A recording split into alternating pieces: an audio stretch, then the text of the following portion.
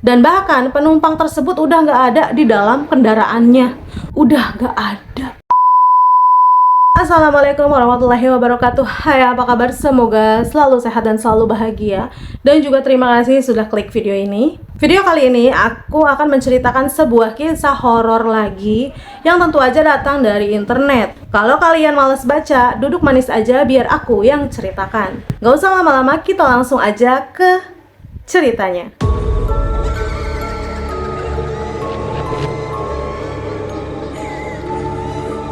Bernama Bapak Tony yang merupakan seorang supir travel jalur lintasan Pelabuhan Bakahuni, Bandar Lampung. Nggak tanggung-tanggung, Bapak Tony atau Tony ya, kita sebut Tony aja.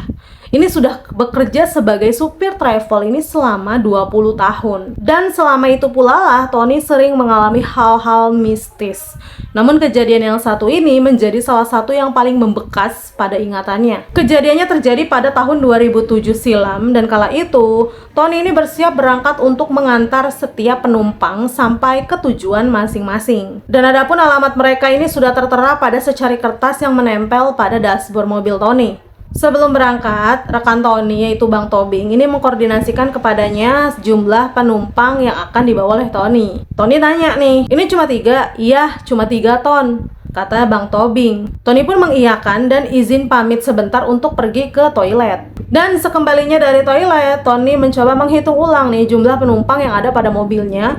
Dan alangkah terkejutnya saat penumpang ini tiba-tiba bertambah nih menjadi 4 orang. Namun saat itu dirinya mencoba berpikir ya positif lah, biasa aja gitu kan. Karena sebelum berangkat, Bang Tobing juga seolah mengkonfirmasikan penambahan 1 penumpang kepadanya, karena setelah ditanyakan, Bang Tobing memberi isyarat dengan mengacungkan jari telunjuk dan berteriak, 1 ton. Kok jadi 1 ton? 1 ton.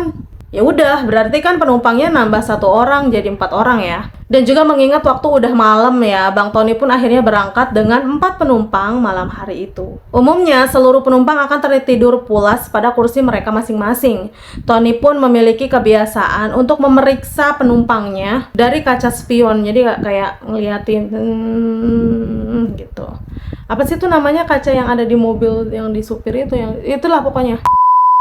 Sesekali dicek kondisinya masih sama ya seperti biasa.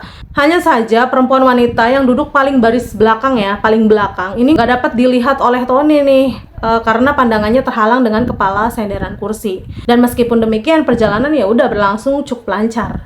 Hanya aja Tony baru memiliki 3 alamat pengantaran, yang berarti ada 1 penumpang yang belum ia ketahui alamatnya. Sampai akhirnya Tony memutuskan untuk singgah di pom bensin untuk mengisi bahan bakar. Namun berbeda dengan biasanya, ia merasa sedikit ngantuk dan akhirnya memutuskan untuk, udahlah aku mau cuci muka. Tony pergi ke toilet dan ia cuci muka. Dan setelah ia kembali, ia juga memeriksakan nih jumlah penumpangnya lagi. Dia hitung nih 1, 2, 3, 4. Oh ya udah pas. Semua penumpang terlihat tertidur sama seperti posisi beberapa menit sebelumnya. Tapi ada 1 perempuan yang ada di baris paling belakang itu sama sekali nggak tidur.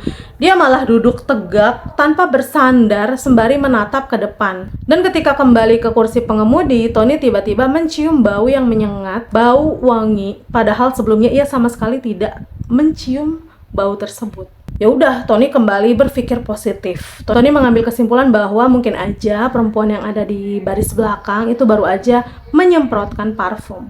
Walaupun awalnya agak terganggu ya dengan bau wangi menyengat itu, tapi akhirnya Tony jadi terbiasa. Tetap aja sih walaupun masih kecium sepanjang sisa perjalanan. Singkat cerita, akhirnya rombongan mulai memasuki Bandar Lampung, salah satu kota besar yang ada di Sumatera.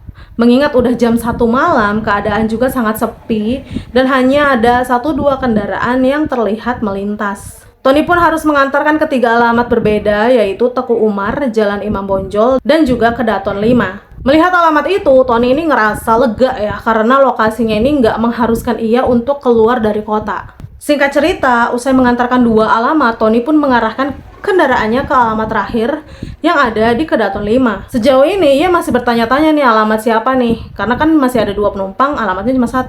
Kemudian dia lirik lagi nih ke kaca ya kan, dan melihat dua penumpang dalam keadaan yang terjaga, jadi nggak tidur.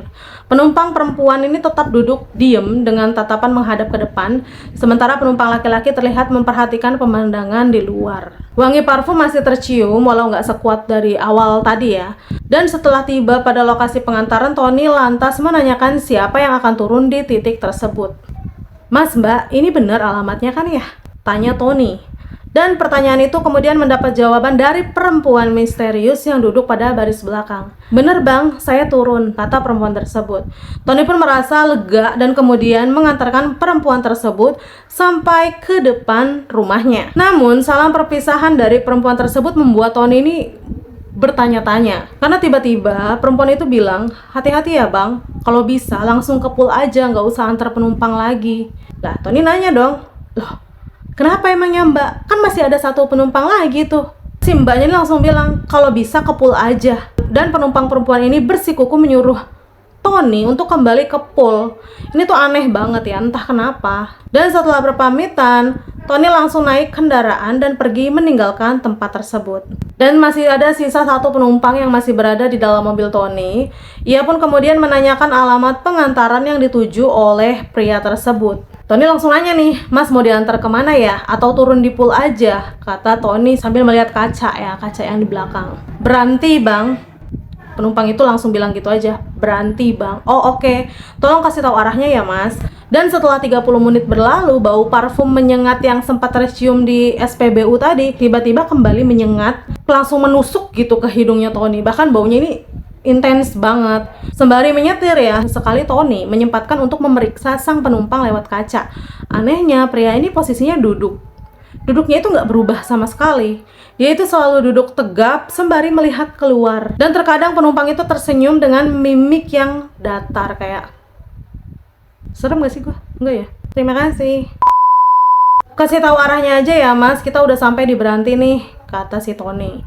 Tapi nggak ada jawaban, penumpangnya diem. Aku pikir mungkin dia ketiduran kali ya, makanya aku langsung melirik lagi nih ke kaca. Oh, ternyata enggak loh, dia masih berposisi sebelumnya, menatap keluar sambil tersenyum. Dan saat sudah sampai pada area berhenti, penumpang ini hanya memberikan instruksi mengikuti jalan lurus sampai akhirnya Tony masuk ke sebuah area perumahan yang sepi. Pos security-nya pun gak ada yang jaga. Dan setelah mengikuti instruksi penumpang laki-laki ini, Tony sampai pada sebuah rumah yang lokasinya ini agak terpencil. Rumah tersebut berpagar besi, besar, bertingkat, namun ini gelap. Dan gak ada sama sekali penerangan. Jadi penerangannya ini hanya mengandalkan lampu rumah tetangga aja. Gelap rumahnya ini seperti kayak rumah kosong. Tony gak curiga apa-apa ya, dia pun langsung memberitahukan kepada penumpang bahwa ia sudah tiba pada lokasi yang diinginkan. Alangkah terkejutnya Tony saat ia tidak mendapat balasan dari penumpang tersebut. Dan bahkan penumpang tersebut udah gak ada di dalam kendaraannya. Udah gak ada. Seketika itu pula, ia menoleh ke arah rumah tadi dan mendapati kalau sosok yang mirip dengan penumpangnya ini sudah berada dalam area pelataran rumah. Tony tentu aja ngenalin ya, karena perawakannya ini ya persis sama banget sama penumpangnya. Tapi yang jadi pertanyaan ini, kapan dia turun dari mobil? Kok nggak ada suara buka tutup pintu mobil dan suara pagar rumah juga nggak kedengeran gitu? Kok bisa tiba-tiba dia udah ada di dalam pagar di halaman rumah? Namun sekilas ini Tony juga melihat kalau sosok itu dari kejauhan kayak senyum gitu, kayak seolah-olah mengucapkan terima kasih kepadanya yang sudah mengantarkannya sampai tujuan. Tony ini tetap memperhatikan. Setelah sampai depan pintu rumah itu ya, si laki-laki itu nggak langsung berhenti melangkah untuk membuka pintu, tapi malah terus berjalan. Tony tuh ngelihat banget ya, jalannya ini sangat pelan, langkahnya gontai. Tony terus memperhatikan pergerakannya sampai ketika ada pemandangan yang membuat jantung Tony itu seperti berhenti berdetak. Iya, tubuhnya menembus pintu, lalu menghilang masuk ke dalam rumah. Masih dalam keadaan yang panik, tapi takut, tapi aneh, nge-freeze. Tiba-tiba muncul cahaya kendaraan yang ternyata merupakan lampu motor security perumahan tersebut. Dan kemudian Tony pun diajak ke pos untuk ditenangkan, dan sesampainya di pos security, Tony turun dari mobil dan diajak untuk duduk di kursi kayu panjang. Tony ini kaget karena melihat kalau ternyata di pos security ini ada 2 petugas lainnya. Anehnya saat masuk, Tony sama sekali nggak melihat keberadaan sosok manusia gitu, nggak ada. Kemudian setelah tenang, Tony pun ditanyai nih oleh pihak security. "Abang, ini tadi nganter penumpang ke rumah di ujung itu ya?" Tanya salah satu security, sambil memberikan segelas air minum buat menenangkan Tony. Tony pun mengiyakan dan menceritakan kejadian aneh yang menimpanya. Barulah setelah itu pihak security menceritakan bahwa pria pemilik rumah yang menumpang mobil Tony adalah Pak Husairi. Pria tersebut bekerja di Jakarta dan setiap 2 pekan sekali pasti kembali ke rumah tersebut. Namun sekitar 6 bulan yang lalu, Pak Husairi mengalami kecelakaan di daerah Kalianda dan akhirnya meninggal dunia. Dan sejak itulah anak dan istrinya pindah rumah. Makanya rumah tersebut kosong. Dan menurut cerita security ya, ternyata Tony ini bukanlah satu-satunya supir travel pertama yang mengalami kejadian ini. Karena sebelumnya ini udah beberapa kali ada travel juga yang mengantar almarhum Pak Husairi pulang ke rumahnya. Berarti nih ya, mbak-mbak yang ada paling belakang itu nge-freeze, dia diem, dia nggak tidur. Karena kayaknya mbak-mbak itu juga melihat ada sosok di sampingnya. Ya nggak sih? Kalau menurut aku sih gitu. Makanya si mbak-mbak itu bilang udah mas langsung ke pool aja gitu kali nggak sih. Cuma yang anehnya ini ya, si Bang Tobing ini kenapa bilang 1 ton gitu. Kayak kan jadi kayak seolah-olah nambah 1 orang, iya nggak sih? Tuh aku pusing. Pokoknya itu menurut aku ngeri juga ya.